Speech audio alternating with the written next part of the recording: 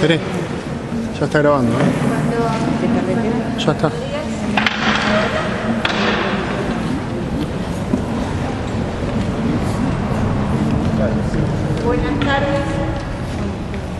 Buenas tardes.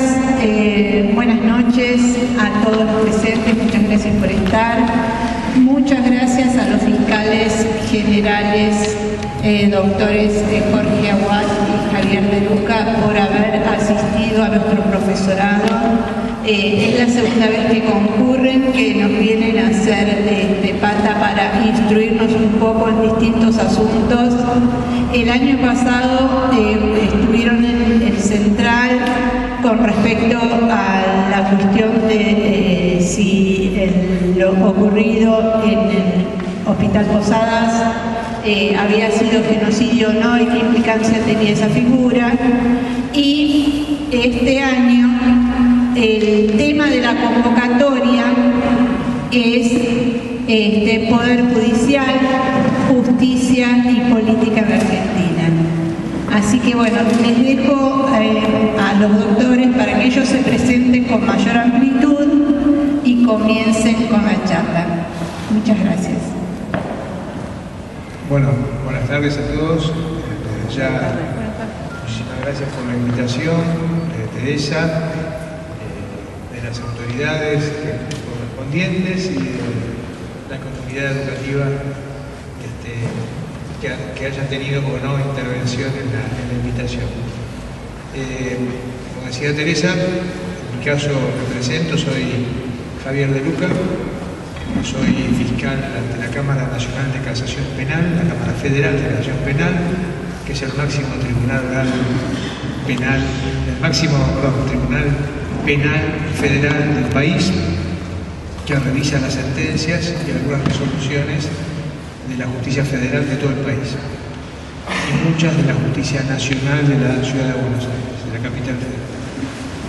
Además soy docente universitario, soy profesor de la Facultad de Derecho de la Universidad de Buenos Aires, de la materia Elementos de Derecho Penal y Procesal Penal. Tengo una cátedra a cargo, soy titular en la facultad. Todo eso es un proceso que ustedes seguramente conocen, han oído hablar, que todo por concurso, tanto en el caso de la fiscal como por la docencia. Así que me encuentro siempre cabalgando entre estas dos territorios, digamos así, o ámbitos en el que uno se nutre del otro constantemente. El motivo de la reunión o el tema de la reunión es explicar un poquito algunas cosas que ustedes están estudiando también, que ustedes están conociendo más en profundidad o más en detalle, y voy a tratar de ser lo más docente posible, lo más comunicativo posible, con la idea de dejar abierto para, después que terminemos de hablar, el debate o la posibilidad de preguntas aclaratorias, ampliatorias o de oír su opinión. Lo único que esperamos es que no arrojen objetos muy contundentes, que es generalmente hablando es mejor. Bueno, como ustedes saben, hay un sistema formal, un diseño, una estructura, un diseño de país, de Estado formal, y hay dentro de esa estructura funcionan poderes reales, funcionan intereses, personas, pujas de poder reales. Básicamente, ustedes saben que tenemos unos cuantos poderes, ya no tenemos más 3 poderes en el Estado, tenemos el Poder Ejecutivo, que ustedes conocen, el Poder Legislativo, compuesto por 2 cámaras, y el Poder Judicial, pero además ahora tenemos un cuarto poder, que es el Ministerio Público, que está subdividido en Ministerio Público Fiscal y Ministerio Público de la Defensa. Esto es en el ámbito nacional, en el ámbito federal. En las provincias, el Ministerio Público sigue dependiendo de la Corte, o sigue dependiendo del Poder Judicial, o por lo menos el poder, eso no está tan claro, pero el poder de la Procuradora General, en este caso de la doctora Falvo, es bicéfalo, ella también es la jefa de poder del Ministerio Público de la Defensa, no solamente de los fiscales. En nuestro caso no, hay un Procurador General de la Nación, en este caso una Procuradora, Gil Carbó, y una Defensora General, la Mari Martínez, que componemos una especie de cuarto poder chiquitito, o cuarto poder dependiente, porque nuestra actuación no es autónoma, nuestra actuación es en función de un poder clásico que es el Poder Judicial. Actuamos ante el Poder Judicial. Es decir, tenemos la consecuencia de nuestras conductas o de nuestros actos no son autónomos, no tiene ningún sentido si no es actuando ante los casos particulares del Poder Judicial. El Poder Judicial argentino, ahora me refiero a este poder del Estado, que es el que más conozco, el federal funciona en base al molde de la justicia norteamericana, que es un poder judicial que resuelve los casos concretos. Lo que se resuelve en el Poder Judicial no tiene efecto, no tiene consecuencias respecto a los demás casos. Solamente tiene una consecuencia de tipo moral, de influencia moral, pero no un efecto, por ejemplo, derogatorio de una ley o un efecto concreto respecto de la actividad de los otros poderes, solamente resuelve el caso concreto. Esto a su vez, este pequeño poder no es tan pequeño por cuanto cualquier juez de cualquier jerarquía puede declarar la inconstitucionalidad de las leyes o de los actos de autoridad pública. Entonces decidir que en ese caso concreto no se aplica una ley o un acto de autoridad pública. Bien. En ese ámbito es donde se desarrolla nuestra actividad y ahí sí aparecen los casos reales de todas las materias, como pueden ser civiles, comerciales, administrativos, laborales, de toda índole, y penales, por supuesto, de toda índole, federales o comunes, según la materia, según las características del conflicto que se trate o del caso, y por cualquier vía, por procedimientos normales o por procedimientos abreviados, como pueden ser los amparos o los habeas corpus. Hay todo tipo de procedimientos. Como también saben ustedes, las provincias se han reservado el derecho de legislar, la potestad de legislar en materia procesal. De modo tal que la realización de los derechos de fondo, o sea, el cómo se van a realizar los derechos de fondo, eso depende de los procedimientos que dictan cada una de las provincias, dicta el suyo. Ya sea penal, civil, comercial, laboral, hay un procedimiento generalmente para cada cosa o que nuclea una serie de grupos de casos. Como diría un viejo profesor alemán, por ejemplo, no es el derecho penal el que le toca un pelo al delincuente, sino que el que le toca un pelo al delincuente es el derecho procesal penal, el que dice cómo se hace, cómo se detiene una persona, cómo se busca la prueba, cómo se la arresta, cómo se la somete a juicio, cuándo se la oye, cuándo se defiende, cuándo se la acusa, etc. El derecho penal solamente se dedica a decir, bueno, esto es delito, esto no es delito. Y en materia civil pasa lo mismo. Bueno, si usted no paga el alquiler, va a ser desalojado. Si usted no cumple un contrato, podrá ser obligado a cumplir el contrato. Si usted se divorcia, tiene tales derechos y tales obligaciones. Si usted tal cosa, pero el cómo se realiza eso lo hace el derecho procesal. Y el derecho procesal no solamente está contenido por códigos procesales o por leyes procesales de cada una de las provincias, sino por leyes, grandes leyes que no se estudian en la facultad, que son leyes de organización judicial, que es donde se distribuye realmente el poder. Este es el problema, uno de los problemas centrales. Es decir, una ley de organización judicial es la que dice, en esa jurisdicción va a haber tales jueces, en esa otra va a haber tales jueces, este grupo de jueces va a tener, o fiscales o defensores van a tener tales competencias, este otro grupo no, tanto juzgado de familia, un juzgado de tal cosa, un juzgado de esto y de otro. O sea, fíjense ustedes la importancia de esto, ¿no? Tal juez, tal juzgado va a tener tantos empleados, tal juzgado va a tener o no va a tener una cámara de apelaciones, porque a lo mejor si yo tengo un problema como era antes, como empezó esto, yo tenía un problema en Aedo, tenía que ir a litigar a la Cámara Federal de La Plata, ¿no?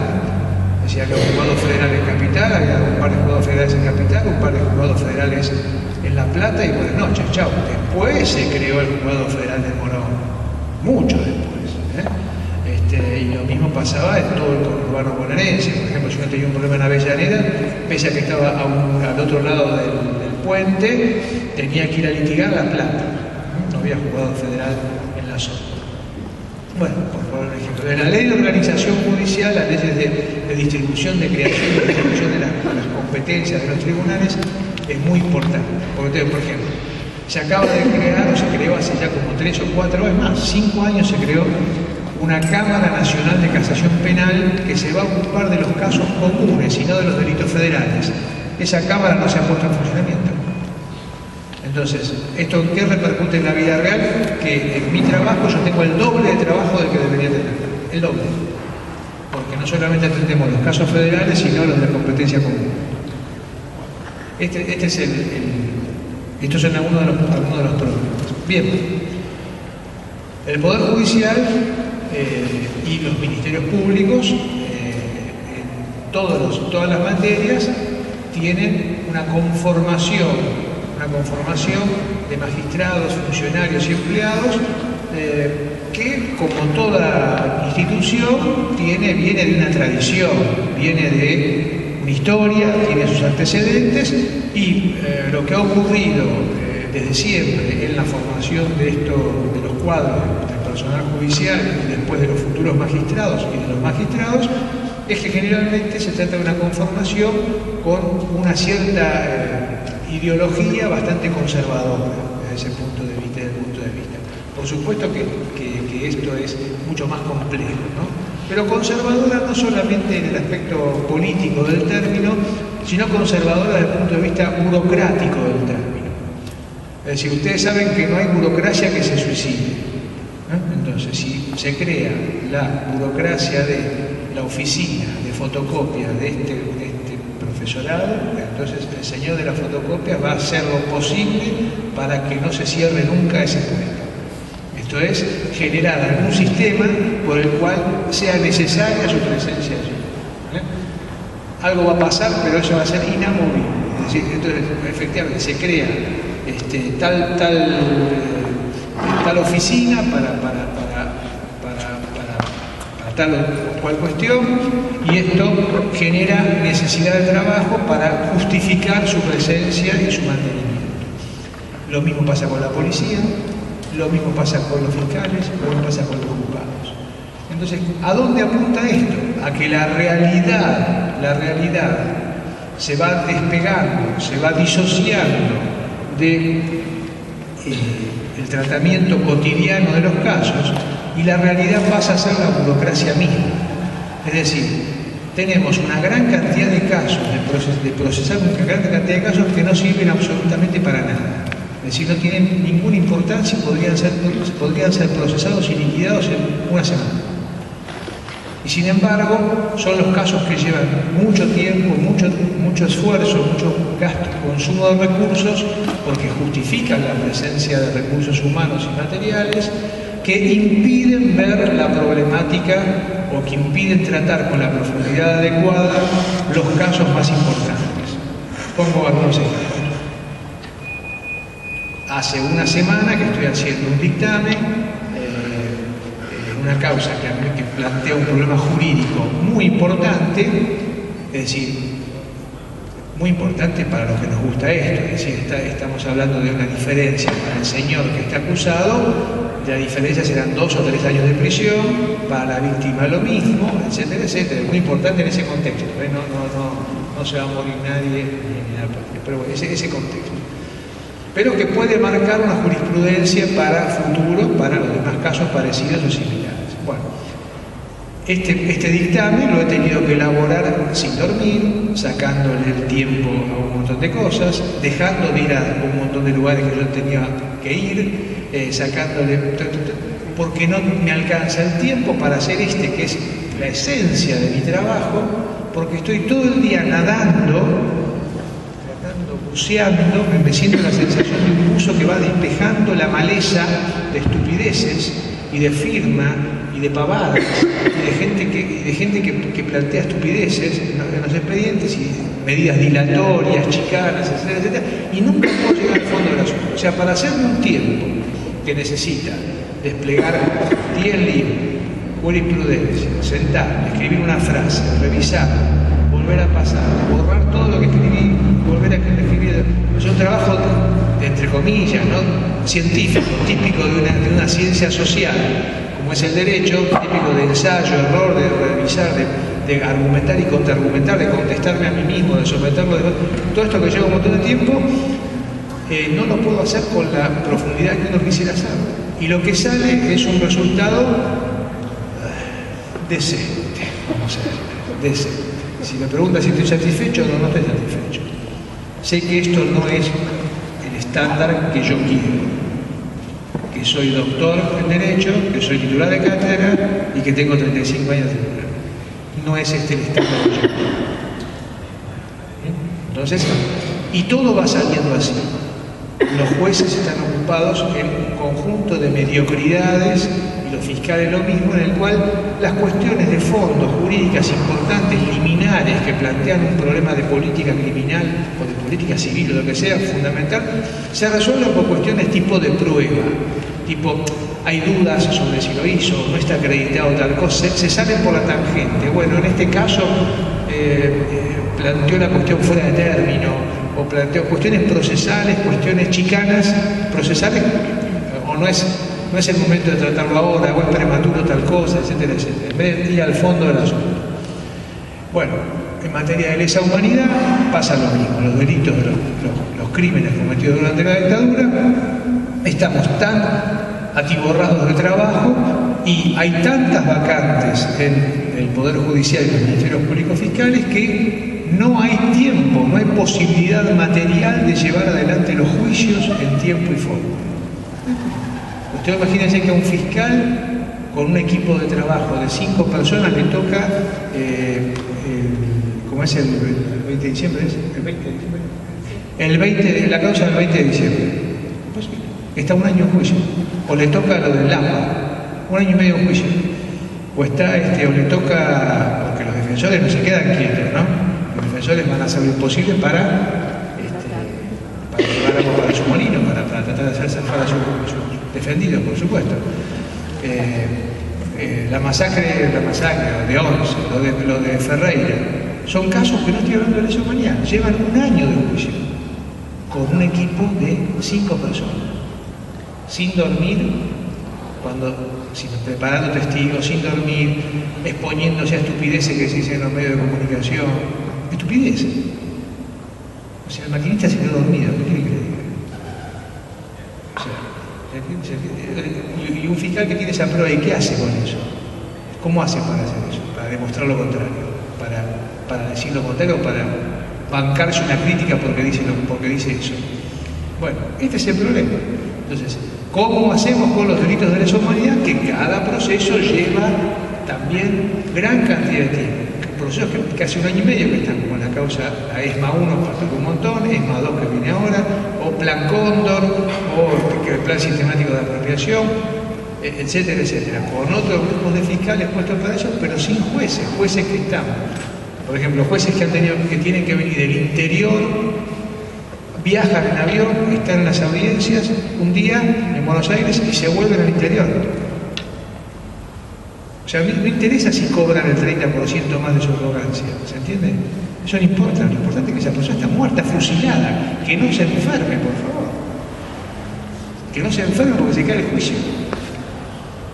Entonces, este es el problema. Estos son los problemas reales. Los problemas reales, no es... estos son los problemas reales de un poder judicial que está conformado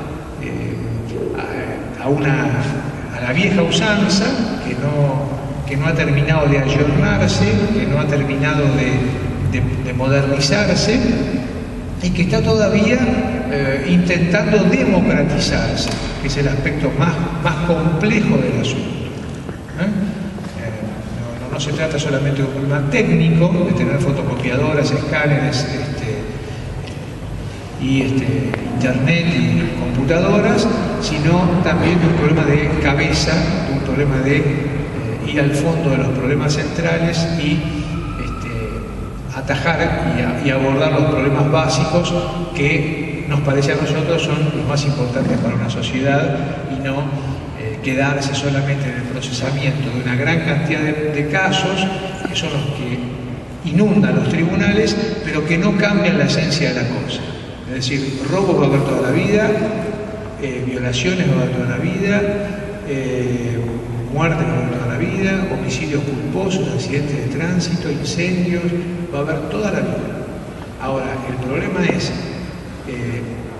cómo hacemos para procesar, seguir procesando esos casos de una manera práctica y darles un procedimiento distinto a casos que son nucleares, centrales, que determinan o un gran caso de corrupción o un caso de lesa humanidad o un caso que ha generado una alarma social importante o un caso que ha generado una conmoción pública importante. Este es el problema para el que el Poder Judicial no está preparado, porque el procedimiento es el mismo. La ley de organización de los tribunales es la misma y el procedimiento es lo mismo. Y los jueces te dicen con total desparpajo, o te lo dicen porque lo creen así, que no pueden ocuparse de este caso, aunque hace 35 años que están esperando justicia, porque tienen detenidos, tienen casos con un montón de detenidos, por ejemplo, por narcotráfico. Entonces, este es el problema central. ¿Por qué hay detenidos por narcotráfico? Porque a alguien se le ocurrió tener detenidos por narcotráfico. Esto, el número de procedimientos o el número de detenidos o el número de incautaciones o de procesos por narcotráfico es un número político. No es un número...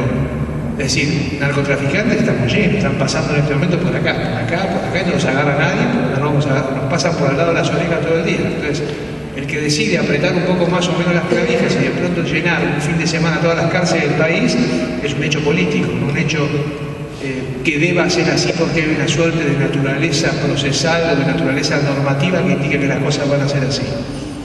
Las cosas que pasan en la realidad no son lo mismo que pasa en el mundo de las normas. Las normas deciden, dicen, bueno, hay que detener a todos los narcotraficantes, pero en la realidad no pasa así. Se detienen a los narcotraficantes cuando alguien decide desde el punto de vista político poner más policías acá, hacer una investigación acá, poner recursos acá, apretar las clavijas allá. Este es el problema. Y estoy hablando de gente de buena fe, no estoy hablando de mala fe, no estoy hablando de conspiraciones ni de organizaciones delictivas o algo por el estilo. Entonces, que las hay, por supuesto, ¿no? Estos son distintos problemas reales que tiene el Poder Judicial en general, que tenemos los ministerios públicos, por los cuales lo que tiene que ver con una estructura normativa, con una estructura ideal, no siempre, o mejor dicho, funciona de una manera completamente distinta a la realidad. Eso es un aspecto del asunto. Es un aspecto que toda la vida vimos y que por ahora no es una cuestión que pueda ser solucionada en 2 días o en una semana o en un gobierno solamente. Es una cuestión que requiere un consenso de una política de Estado que atraviese varios gobiernos, aunque sean de distintos signos políticos. Eso pasa por otro lado. Entonces hay, digamos, el ideal sería que en una sociedad civilizada hubiera paraguas protectores, siguiendo una metáfora, paraguas protectores de eficiencia respecto a este asunto, que no tuviesen que ver con la propuesta política de tal o cual grupo de personas en el poder. Pero esto es muy difícil de lograr. Y ahí viene el otro problema. El problema es el problema de la ideología que inspira a los personajes que están en las tomas de decisiones o que generalmente, por una cuestión histórica, no sé cuál es el origen, generalmente la mayoría de los que componemos los tribunales, los poderes judiciales de todo el país, son de una ideología conservadora, temerosa, digamos así, de cambios bruscos, no es osada, no es proclive a ver los problemas reales de la gente que no participa de su medio social. Este es el problema básico. Es decir, no estoy hablando, repito esto, quiero que quede bien claro, estoy hablando de gente que actúa de buena fe, no de gente que actúa de un modo de mala fe, porque eso yo le digo a los chicos en la facultad, digo, miren, yo voy a aplicar derecho. Ahora, si quieren les explico cómo se roba un expediente, cómo se quema un juzgado, cómo se roba un juez, porque esta no es la forma de ganar un juicio, no. Yo les explico derecho. Lo otro va hacia el otro lado. El libro de Humberto Eco, Cómo se hace una tesis, que en el primer capítulo dice así, explica cómo se plagia una tesis. Dice, bueno, y ahí empieza, después termina y dice, bueno, este libro no está dirigido a esa gente. Y ahí empieza el libro. O sea yo, por eso cuando muchas veces uno escucha en los medios de comunicación gente que se pone muy nerviosa y que hay que detener a todos los corruptos y que hay que hacer tal cosa y que hay que hacer tal otra y que no puede ser que esto esté acá, que tal funcionario esto, que tal delincuente esto, que tal policía esto, que tal cosa, que tal... Eso no se cuenta y se pone bueno, ese tipo de mensajes espasmódicos, emocionales, no son mensajes racionales, no sirven absolutamente para nada. Es decir, no solucionan, no sirven para solucionar un problema. Es decir, está diciendo una perogrullada, algo que todos sabemos, que cualquiera lo ve que está indignado porque hay un pozo en la esquina, ahí, y que no lo arreglan o que se comieron el dinero para arreglar el pozo en la esquina. Esto lo sabe todo el mundo, este no es el problema es algo que está mucho más arriba. Entonces hay un problema estructural y hay un problema ideológico, es decir, dónde se decide poner el acento en algunas cosas y dónde se decide no hacerlo, cómo se procesan los casos, cómo se aplica el derecho detrás de una ideología y cómo se aplica el derecho detrás de otra ideología. Si yo puedo criminalizar o puedo no criminalizar los casos de protesta social. Esto es interpretable jurídicamente. Depende de la ideología que esté detrás de la persona que puedo criminalizar o no determinados hurtos. Puedo criminalizar o no determinadas violaciones de los deberes del funcionario público. Que de pronto un funcionario público y comete una pequeña malversación de caudales, pero hace este gimnasio. ¿Está bien? Sacando plata de donde puede y lo hace. Es decir, ¿y qué le voy a procesar por la realización de caudales públicos? Voy a usar el dinero para comprar útiles para el coso. La norma no decía que lo podía usar para hacer un gimnasio. ¿Se entiende la cuestión? Es decir, uno puede poner el acento según, porque lo mismo pasa con las cuestiones de familia, a quién se le da en adopción un chico, qué tipo de familia está buscando ese juez, a quién decide por qué no dárselo a una familia compuesta de una manera y por qué sí dárselo a una familia compuesta de otra, cómo establezco un régimen alimenticio, cómo trato los problemas de violencia de género, todas cosas que tienen que ver con, que no están escritas, no son blanco y negro en la ley, sino que dependen de la posición jurídica, de la posición mental de una persona, de la cosmovisión de la persona, que es el juez en ese caso. Bueno, este es el segundo problema básico que compone esta ensalada, vamos a decir así. Y el tercer problema es la comunicación de todo esto, ¿no? Los medios de comunicación, de cómo comunican toda esta problemática.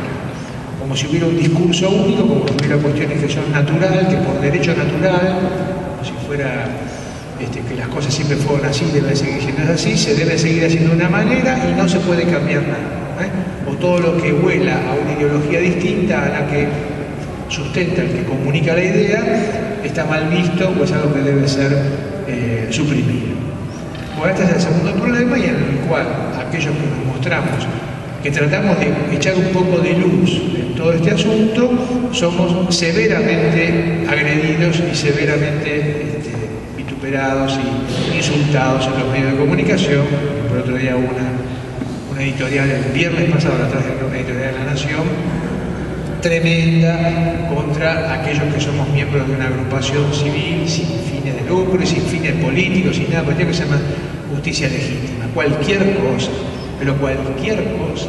Hasta dice que nos propugnamos la supresión de la división de poderes. Pero uno es como, no sé cómo explicar, es una perogrullada tan grande, es una estupidez tan grande todo eso. Pero lo dicen y lo impunemente. La finalidad que está detrás de todo eso es otra, por supuesto, ¿no? La finalidad es procesal, es recusar a todos los magistrados que son miembros de esta agrupación preocupación o que tienen algún tipo de simpatía para los que tenemos algún discurso crítico con fin de evitar que sean juzgados sus amigos o sus sponsors por este tipo de magistrados. Este es el problema central. En lo que tiene que ver con nosotros, la verdad que no tenemos ningún tipo de animadversión o ningún tipo de interés en juzgar a alguien de una manera u otra según el partido político al que pertenezca. Pero a ellos sí les interesa. Este es el problema. Es decir, acá, este es el problema. El problema es que a ellos sí les interesa no ser juzgados imparcialmente. Les interesa ser juzgados parcialmente por alguien de su ambiente, vamos a decirlo así. Entonces ahí viene la agresión a quienes simplemente lo único que hacemos es cumplir la función de tábano, que es la de picar, la de mostrar, la de tener un discurso un poco más crítico, un poco más abierto desde el punto de vista mental, más observador de lo que va pasando en la realidad y no quedarnos en la mera formalidad. Así que, bueno, este es un poco, no quiero extenderme mucho más, pero sepa que cuando una persona va a prisión 10 años y no a 15, o va a 15 años y no 20, o va a 20 años y no 15, o no 10, o no 6, esto no depende de una solución totalmente prevista en la ley y definida en la ley, sino de la interpretación del juez y de los fiscales que están en el caso. Es una cuestión que tiene que ver con la realidad, con lo que se puede probar, con los recursos que uno tiene y con lo que piensa esa persona de la norma que va a aplicar a esa persona en el caso concreto. No es matemática. Entonces fíjense, por ejemplo, Berni, el secretario de Seguridad Berni, que se queja, y claro, se queja porque no entiende cómo funciona esto, se queja de que unos tribunales le sueltan a los presos y otros tribunales los dejan presos, los tribunales no les llevan a la puerta y otros sí. Es que ese es el problema. Esto es la democracia, te tocó ese juzgado en el cual 20 años no es nada y que Dios te ayude, te tocó ese juzgado donde el juez es lazi y bueno, entonces zafa. No es que Berni tenga razón o no tenga razón, sino que no conoce, no es un buen observador o no conoce, no le han explicado cómo funciona esto. Entonces uno trata de manejarse con cierta seguridad jurídica, de ser previsible, pero en el medio de todo esto pasa esto que les estoy diciendo. Es decir, no alcanza con lo normativo, con lo previsto en la norma, sino que hay todo un aspecto de la realidad en el cual esa realidad funciona de una manera totalmente alocada, por decirlo de algún modo. Bueno, nada, eso es un poco la presentación de esto y después en todo caso charlamos un poquito más. Bueno, muchas gracias.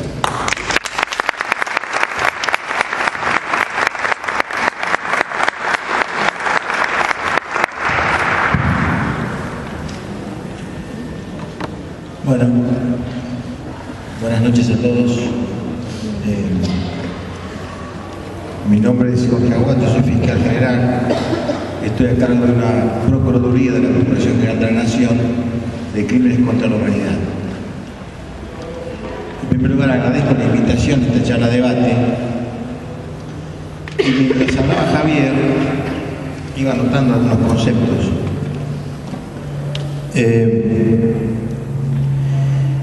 Nombró a Humberto Eco. Y habló de comunicación, Javier, y habló de que la comunicación tiene que ser que todo siga igual como estaban las cosas, ¿no? Y me hizo acordar a la novela de Humberto Eco, En el nombre de la rosa, donde el monje que tenía que cuidar una sagrada escritura a la que no se la podía conocer, las cosas, la universidad de ese entonces ya había llegado a su punto máximo, no había más nada que aprender, estaba todo dicho. Y para evitar que conozcan más, envenenó las páginas del libro y todo lo que osaban leer el libro se moría. Y si tiene que ver esto con esta cuestión de la comunicación, ¿no? Así, ¿qué significa esto de alborotar el gallinero a través de la idea de generarle al sistema una especie de interpelación? Había pensado, seguramente muchos temas van a surgir de esta charla de debate. Debo confesar que si algo me llamó poderosamente la atención fue el afiche. Creo que vale la pena detener la mirada en el afiche. El afiche dice justicia, poder judicial y política en Argentina. 3 ideas que constituyen un bloque, un núcleo duro con el cual se lo interpela al sistema. Las 3 ideas. El chiste del costado. Dice, la justicia tiene que ser moderna y eficaz, y uno chiquito le dice, yo solo quiero que sea justa. Los tamaños que están en el chiste también reflejan quién quiere que sea moderna y eficaz y quién solo pretende que sea justa. Es decir, ese tamaño también marca entre el débil y el poderoso, el opresor y el oprimido. Y en realidad, el afiche deja preguntas, obliga a reflexionar, uno lo mira y se queda pensando. ¿Qué armonía hay entre los 3 conceptos, justicia, poder judicial y política?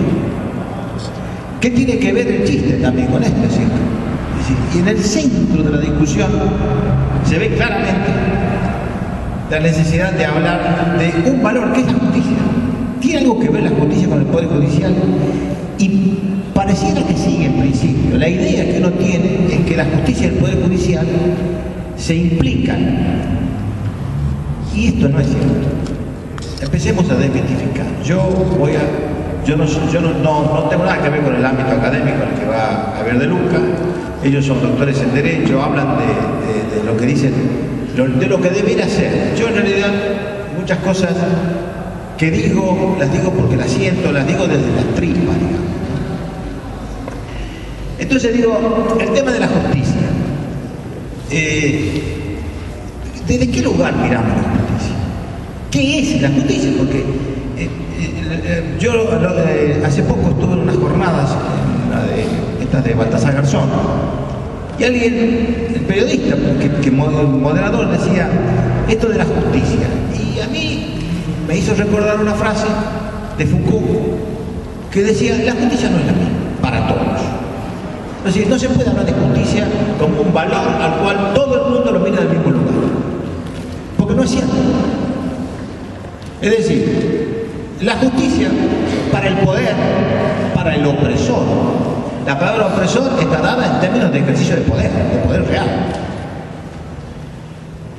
Es consolidación, es legitimación de lo que está dado. El oprimido, la parte débil, que dice que yo quiero que sea justa, el chiquitito, le está diciendo, para mí la justicia es reivindicación. Son 2 conceptos distintos, porque es un problema de poder. Es decir, el que no lo tiene, el que tiene necesidad de justicia, el débil, esto que en derecho penal se habla tanto en la criminología del vulnerable, tan en boga hoy, es la persona que reclama justicia y dice, mire, yo soy la parte más débil. Y esto no es menor en el análisis del valor justicia. Ni tampoco los seres humanos somos todos iguales. Porque, y esto lo decía Mao, la naturaleza humana es distinta en el proletariado. Hay una naturaleza humana distinta de la naturaleza humana que tiene el señor burgués. Son distintos conceptos de naturaleza humana. Hoy venimos hablando de algo muy gracioso que ocurrió estos días. Ocurrió un accidente aéreo en un barrio en el Nordelta, y se les ocurrió a la gente del Nordelta cambiar la ruta aérea, que el avión que se caiga en otro barrio periférico, pero que no es lo mismo, porque para ellos no es lo mismo el Nordelta que el barrio que está en la periferia de la ciudad, que el barrio de los pobres, que el barrio de los vulnerables. Eso no es un dato menor, eso refleja la realidad que nos toca vivir, y ahí opera el derecho. Entonces, si esto es así, miren, en este artículo que habla Javier de La Nación, hace una reivindicación de la justicia en términos de igualdad. O sea, quiere eliminar del concepto el débil. Dice, la justicia es igual para todos. Claro, se construyen falacias, fraudes teóricos detrás de un eslogan. Si yo digo la justicia es igual para todos, estoy diciendo esto es un valor. Y es igual para Blaquier, que es el dueño del ingenio Ledesma, y es igual para el empleado del ingenio Ledesma el valor justicia. Pero en los efectos, la forma de ejercicio no es igual. El dolor no es el mismo. Yo recuerdo, Schopenhauer decía, no es lo mismo el dolor del que, imaginemos un monstruo, ¿no? Un tipo cíclope. El dolor y el placer son dos sensaciones distintas, pero no son, ni siquiera en intensidad se parecen. Porque entre el placer del que come y el dolor del que es comido, creo que la diferencia es sumamente significativa y no nos permite a nosotros pensar que esa intensidad es similar. Son sensaciones, pero de intensidades diferentes. Entonces, cuando yo hablo de justicia, estoy pensando en términos reales, en términos de que ¿para qué la necesitamos también? ¿Desde qué lugar vamos a necesitar la justicia? Entonces, cuando nosotros hablábamos, hoy hablaba Javier de justicia legítima, este concepto no es caprichoso, nosotros pensamos en justicia legítima y allí asociamos a un poder judicial. Pero, ¿de qué modo? Lo que hacíamos era interpelarlo, decirle, miren la realidad, ustedes están encerrados. Esto que hice alusión a la novela de Humberto Eco, tiene que ver con que ese poder judicial está encerrado entre cuatro paredes y no ve la realidad. Esta es la causa de su desprestigio. Cuando nosotros decimos democratizar la justicia, lo que estábamos diciendo, la propuesta nuestra, no estábamos discutiéndole el poder a la asociación de magistrados, ni discutir con Lorenzetti, que dice todos los días cosas eslogan, algunos vacíos, algunos verdades de perogrullo, algunas cosas que también son galimatías que tampoco se entienden. Porque no es fácil pontificar desde el poder verbos que realmente signifiquen un camino a seguir, una inteligencia que permita que la sociedad toda se comprometa. Convocar a la sociedad al compromiso de un verbo requiere también cierta sabiduría y cierta generosidad y cierta profundidad también. Entonces, ¿y qué decíamos? Es decir, nosotros no queremos discutir el poder a nadie. Nosotros lo que queremos es una justicia que sea atravesada por la democracia.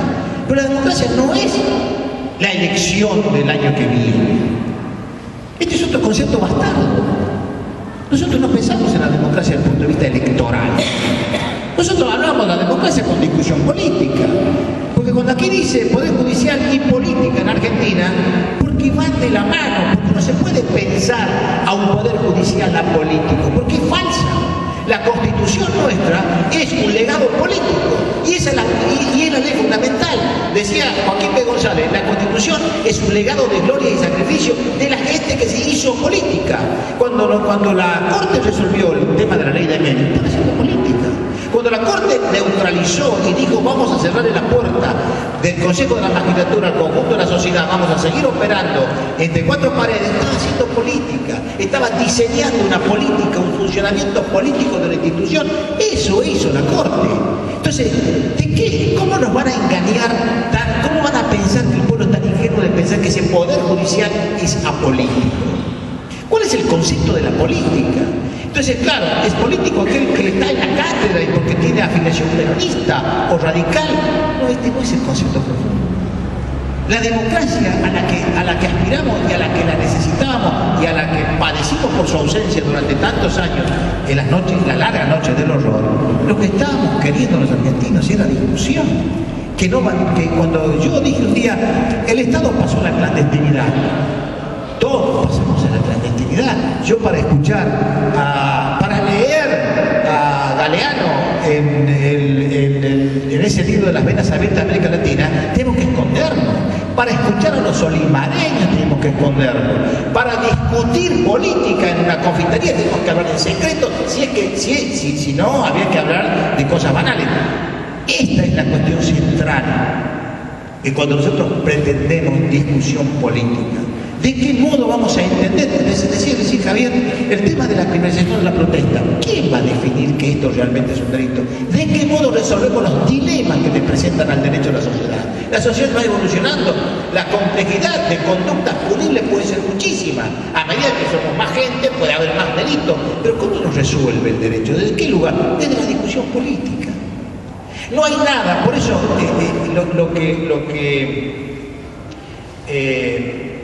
lo que yo quería decir con respecto a esto es que esto es una charla de debate. No quiero extenderme demasiado en críticas y en diatribas, porque la verdad que uno frente a escenarios como este, agonales, donde uno ve claramente cómo está definida la posición, el conservadurismo, dónde se atrinchera, cuál es la estrategia general que tienen esos sectores para impedirle al conjunto de la sociedad, a nosotros, a ustedes, a la sociedad toda, de que realmente sepan de qué se trata. Yo lo que tengo la sensación de que todos los días hay alguien que se encarga de envenenarnos las páginas de aquel libro para que no sepamos qué está pasando. El desafío está dado. Creo que esto, lo que yo quería era introducirme claramente, básicamente, en una discusión con ustedes, esto que no nos dejan hacer. El órgano político por naturaleza es el Consejo, dentro de la administración del Poder Judicial, hay una estructura política, que es el Consejo de la Magistratura, que está compuesta por organismos políticos, por abogados, por Poder Judicial, Poder Ejecutivo, Poder Legislativo. Hay algo más político en una democracia que el Parlamento. El Parlamento tiene representantes, a su vez, adentro del Consejo de la Magistratura. Se pretendió una estructura mucho más ampliada en términos políticos. Dijeron, no, estamos politizando el Consejo de la Magistratura. ¿Cómo vamos a politizar lo que es naturalmente político? No cerraron las puertas. Yo creo que, miren, para concluir, a mí me hace acordar, hay una carta de Beccaria que le hace una carta a un amigo, un filósofo amigo, en este momento no me acuerdo el apellido, que le dice así, muy dolido, dice: he oído ahogarse en los aullidos del fanatismo los gemidos de la humanidad. Muchas gracias.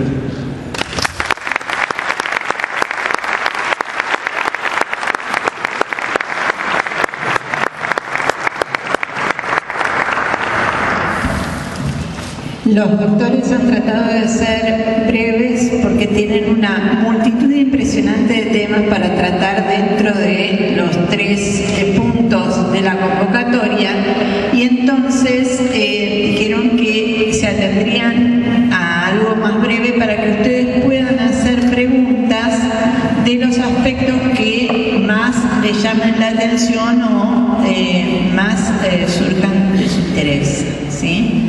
Así que empiecen a preguntar, así empieza el debate.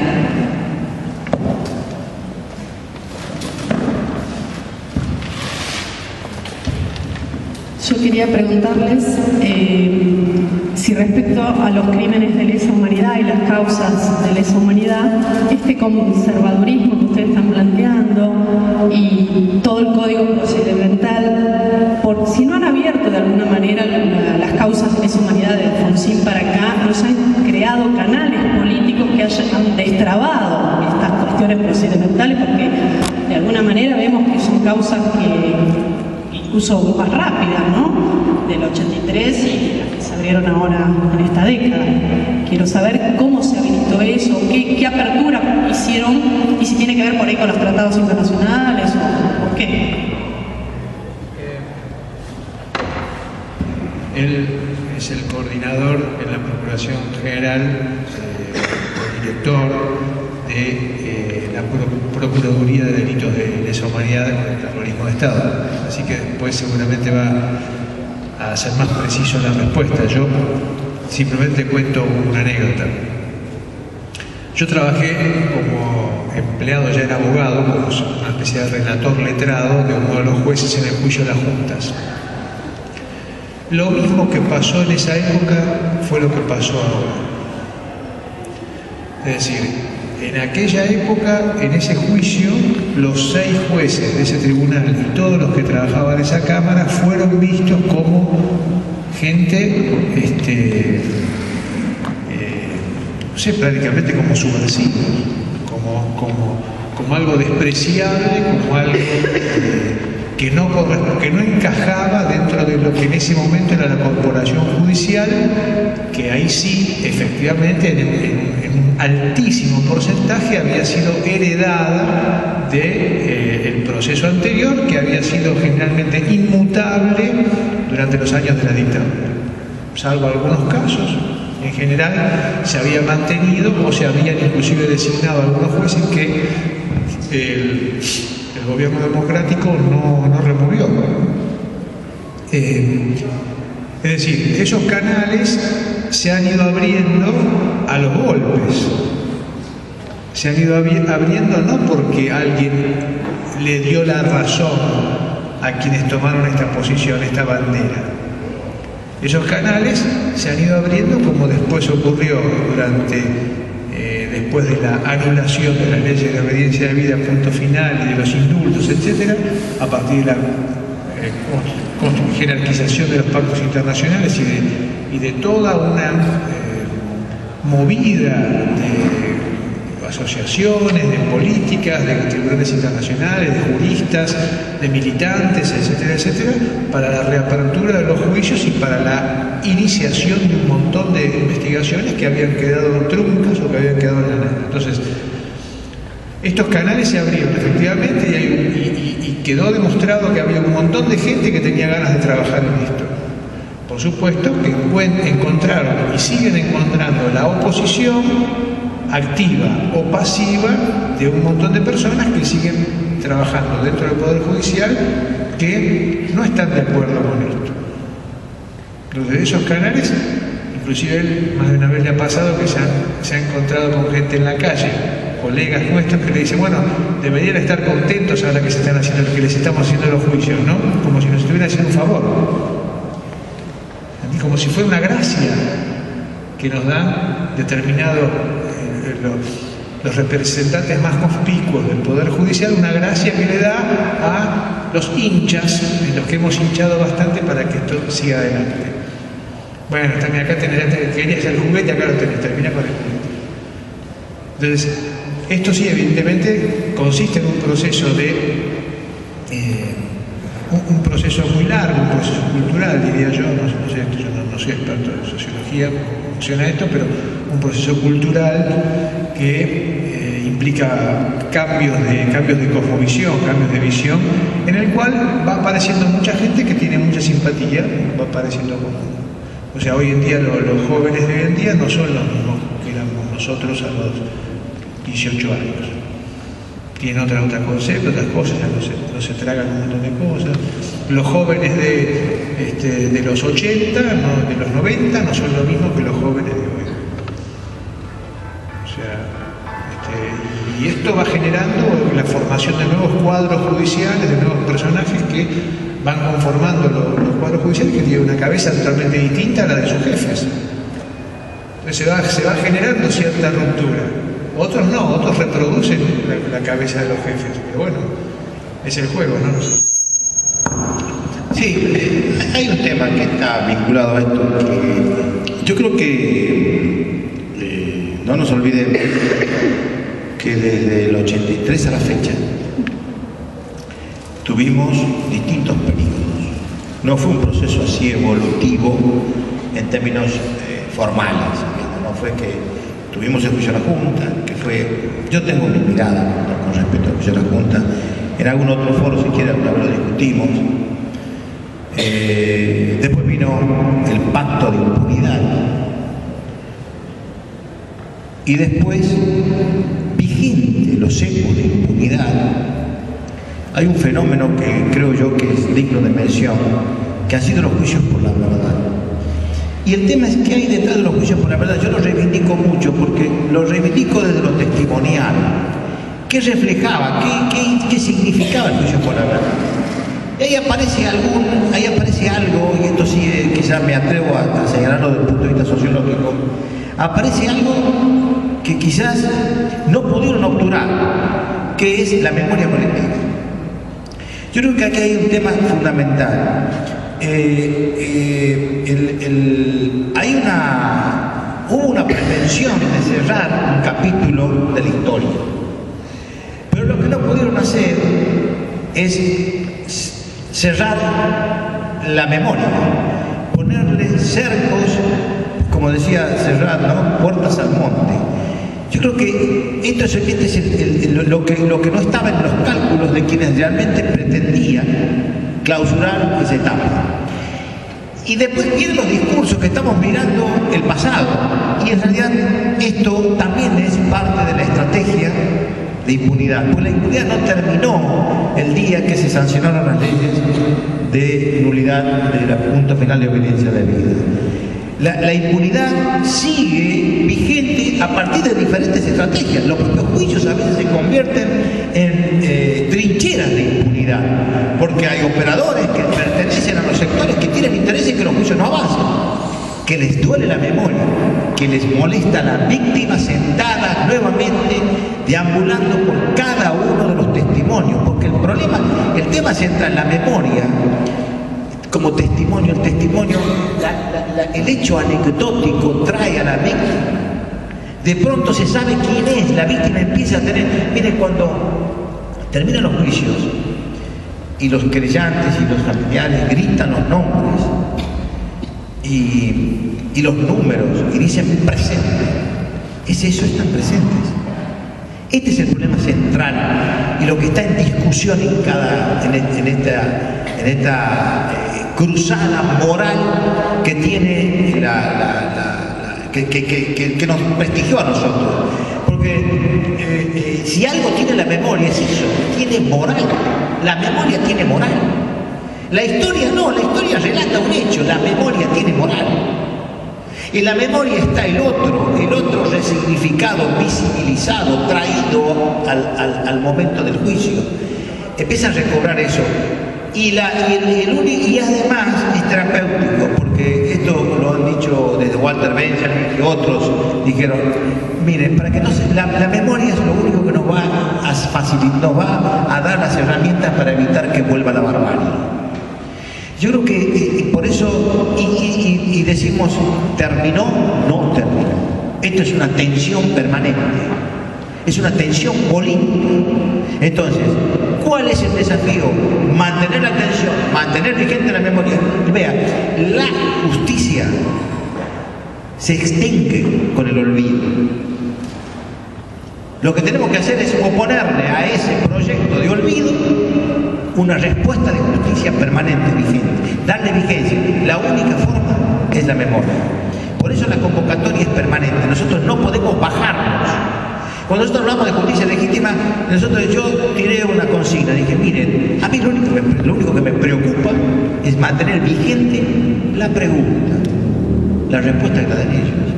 Porque la trampa es decir, ¿qué propones? No, a mí no me lleves. Vos que tenés que darme la respuesta, dámela. Cada uno de nuestras víctimas, de nuestros muertos, tiene presente en la memoria colectiva un signo de interrogación. Porque el problema, ¿saben cuál es el problema de ser víctima? En la base conceptual hay inocencia. Si no se es víctima. Si no se es víctima, hay inocencia. Y duele, y lastima, y les preocupa la inocencia. Por eso pretenden el olvido. El olvido como el proyecto, la idea, y está en la estrategia general cuando dicen, demos vuelta a la página. No hay página que se pueda dar vuelta. Pero no porque nosotros no queramos, porque no nos van a dejar nuestros muertos. Los familiares, las víctimas son las que reclaman. Hay un grito de justicia desgarrador que está y que deambula por cada uno. Esto yo una vez dije, me hace acordar al mito del rey Midas, ¿no? Que tenía orejas grandes y lo único que sabía era el peluquero y no podía decirlo porque si decía lo mataban. Entonces cavó un foso porque no quería decirlo. Entonces cavó un pozo grande y dijo, el rey Mina tiene oreja de burro. Y después crecieron unos árboles y cada vez que se soplaba un viento, el viento se encargaba de llevar la moda del peluquero, ¿no? El rey Mina tiene oreja de burro. Yo creo que aquí de eso un poco también se trata. Yo creo que hay que pensar en estos juicios como bisagra y hay que darles el valor que tienen desde el punto de vista de lo que significa la vivencia de toda una sociedad. El dolor que dejó la dictadura fue tan grande, tan horroroso. A cada uno de nosotros nos dejó una marca. Y es una marca que se va transmitiendo. Yo creo que, por eso, a la pregunta si hay un proceso evolutivo, es probable que hayamos avanzado, pero el gran sujeto